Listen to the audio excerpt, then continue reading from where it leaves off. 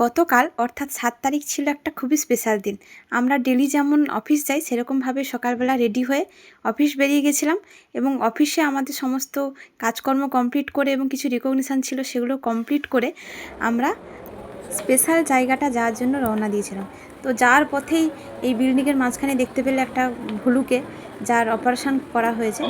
তো অ্যাকচুয়ালি দিনটা স্পেশাল ছিল এই কারণেই, কারণ ওই দিন বিনামূল্যে চক্ষু অপারেশনের একটা শিবির আয়োজন করা হয়েছিল বর্ধমান লায়ন্স ক্লাবের পক্ষ থেকে এবং ভাতার ব্লক আপডেট 24/7-এর উদ্যোগে এই শিবিরটি অনুষ্ঠিত হয়েছিল। অসংখ্য ধন্যবাদ জানাই ওনাদেরকে। এই সভাতে অনেক গুণী ব্যক্তিরা ছিলেন, তার মধ্যে একজন মানুষের নাম না বললেই নয়, যিনি হলেন রাষ্ট্রপতি পুরস্কারপ্রাপ্ত একজন শিক্ষক। তো ওনার বক্তব্য আমাদের খুব ভালো লেগেছিল এবং অনেক কিছু শিখতে পারলাম ওনার থেকে।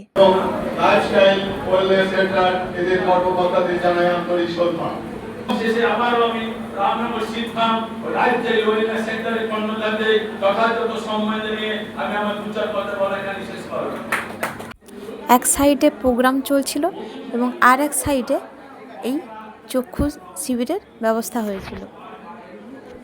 ঠিক 1 বছর আগে এরকমই একটা প্রোগ্রামে আমরা উপস্থিত থাকতে পেরেছিলাম, অর্থাৎ আমাদের লাইফস্টাইল ওয়েলনেস সেন্টার উপস্থিত থাকতে পেরেছিল এবং যেটা না বললেই নয়, লাইফস্টাইল ওয়েলনেস সেন্টারের কর্ণধার বা যিনি আমার হাজব্যান্ড অর্থাৎ প্রিয়ম ঘোষ স্যার, ওনার সহযোগিতা রয়েছে এই শিবিরে। তো খুব ভালো লাগলো এই দিনটা, এরকম একটা দিনে উপস্থিত থাকতে পেরে।